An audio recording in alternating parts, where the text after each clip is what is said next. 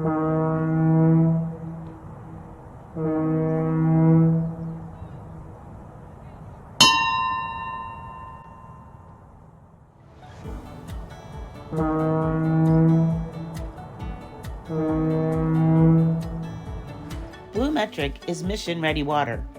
We are world-class experts solving our clients' most challenging environmental problems. BlueMetric provides a full range of environmental consulting services supported by bespoke engineering solutions for emergency, self-contained, and permanent water systems, and is always mission-ready with a full range of in-house support. There is no successful mission without water. We are proud to partner with Atlantic Canadian Industries. We are mission-ready water.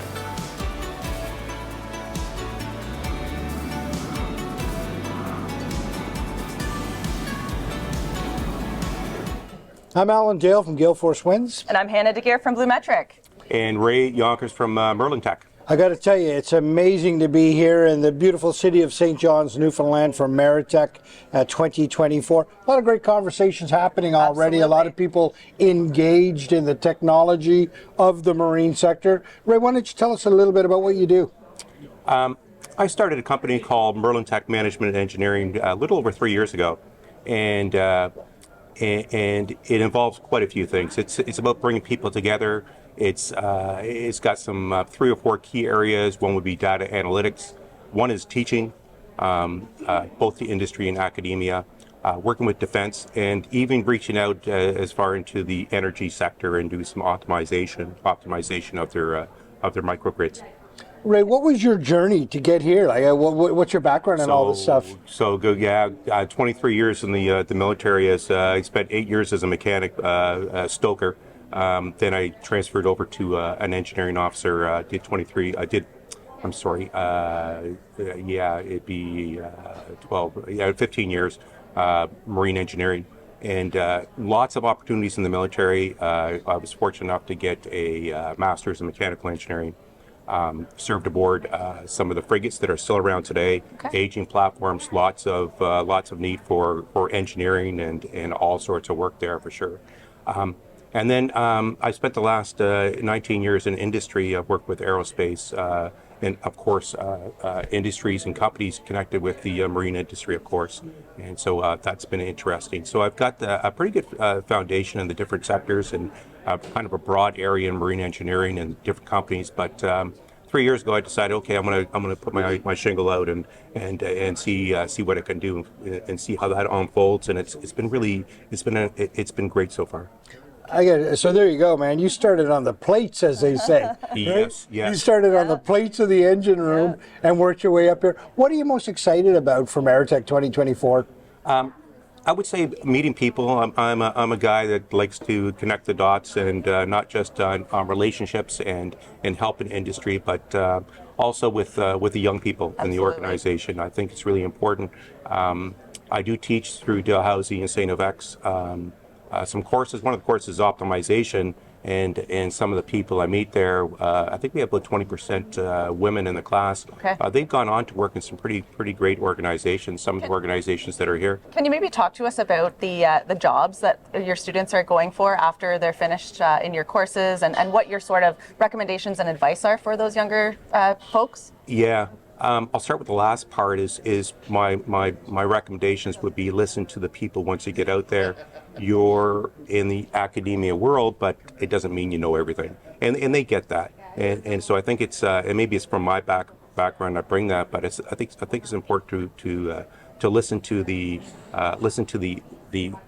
operators, the people in the organization, and before you dive in and think you can take on the world. Absolutely. Slow down. It's a journey. It's not about climbing corporate ladders. And so some of the places these students are going to, of course, in the Maritimes, there's Michelin, and there's good co-op programs. Okay.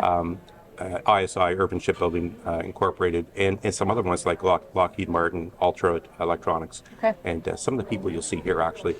So that's, it's really good to see that, to see them grow and Absolutely. as young people. You must see some great success stories, right? Coming through, watching people come through your programs and the people you interact with, coming in nervous at the beginning and then getting that confidence coming out the other end. Yeah. You can see it from first years to second years and so on. It's they do gain that confidence, which is nice to see.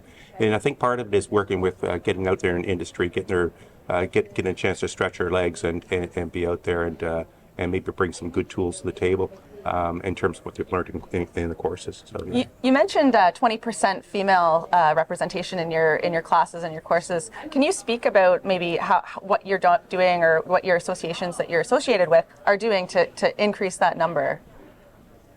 So they are, many institutions are always trying to grow those numbers. In fact, not just academia, but Engineers Nova Scotia have this 30-30 strategy to say 30% women by 2030. Okay. At the same time, we've got 20% coming into the institution, so there's something that has to be done. And I think before we start making goals, we need to be realistic and make sure they're achievable. Mm-hmm. But 20%, seeing that now, and hopefully most of them do stay in the field of engineering. Yes, for sure. So that'll be good. Yeah. Good. Yeah. Good. It's an exciting time for everybody, right? I love the conversation that, you know, it's an open tent here, right? It's a big tent. Everybody is welcome here, and showing the opportunities that exist, I think, is the key to this stuff, right? There's great jobs here. There's a great lifestyle here. Absolutely. And opening that up to people, I think that's the important. Absolutely, yeah. Just walking around last night around the booth when they were setting up for today, I saw a lot of students from Memorial University, of course, and going around. They were all smiling and seemed to enjoy, and it was good to see. And it's interesting that they were so willing to speak and contribute ideas and even offer advice to companies that you said they might think they know everything, but they're intelligent, smart, young folks here. And they bring that energy and they bring that kind of open-mindedness to the wherever they're going to be working. And so those organizations won't stay stale, I guess. And I think we're seeing sort of an upward trajectory in socialization after the pandemic. You know, people kind of hunkered down and weren't very social and had maybe some social awkwardness. But I think now, a few years after, we're seeing people coming out of their shells, engaging. Agree. You know, a little bit more communicative with people in shows, especially like this at Maritech 2024. Yeah, agree. I see that. I see that even in the classroom, and I also through my company I teach industry. A key area is systems engineering and complex project management. But in the courses, I always try to get the students into groups and talking about after the pandemic and getting out there and trying to socialize. It's sometimes it's difficult, and so they get in these project teams, and I say it's not just in the classroom. You will be in projects when you get older, and the diversity in those the diversity of the teams in those projects is very important. I mentioned if you watch Who Wants to Be a Millionaire, who has the best answers is usually the audience, right. And so it's not it's about that collective diverse team that you bring together. So they struggle at the start getting into their project teams, but I remind them this is only the start. You will learn how to work in teams as you get older and grow with your companies. Tell me what you're most excited about in this industry right now. I would say the technology and where things are going. AI is a big thing. Machine learning, connecting the dots, and so connecting the dots means not just in an engineering sense, but also in the project management sense. It's this program we started maybe 2.5 years ago through Dell, teaching big companies on systems engineering, complex management, how to bring them together. It's about connecting the dots. And so with that includes things like how are we going to connect the dots between measures and analytics within project management and in engineering, and there's ways to do that. So pretty excited about a program coming up we're going to open to the public through Dalhousie University, and that is the systems engineering complex project management program. It's coming out, started probably in June or July. So looking forward to that. And is the younger generation sort of, you talked about AI, and are they really grasping onto that and running with it? Or that's a good question, because when you hear about artificial intelligence, machine learning, and other things, people say, what is this all about? And usually it's a brochure or some sort of a magazine you pick up from Project Management Institute or an engineer magazine, say, really, I don't get it.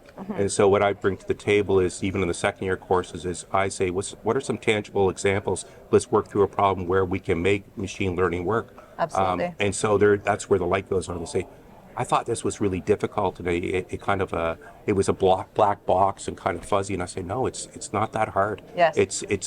And so AI is kind of a name that there's so much to it, but in getting to some practical examples and showing how it works, Yes. I think that's where the light bulb goes off, and they say, yeah, I get it.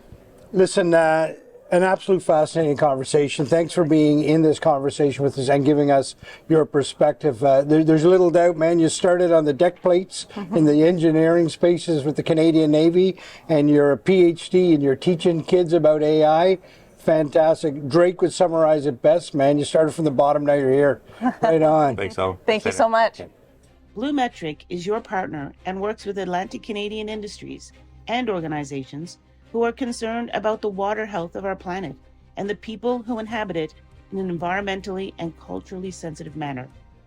BlueMetric joins the growing number of like-minded, innovative Atlantic Canadian companies who are changing the environmental landscape for the globe in a world-class way. World-class experts solving our clients' most challenging environmental problems. We are mission ready.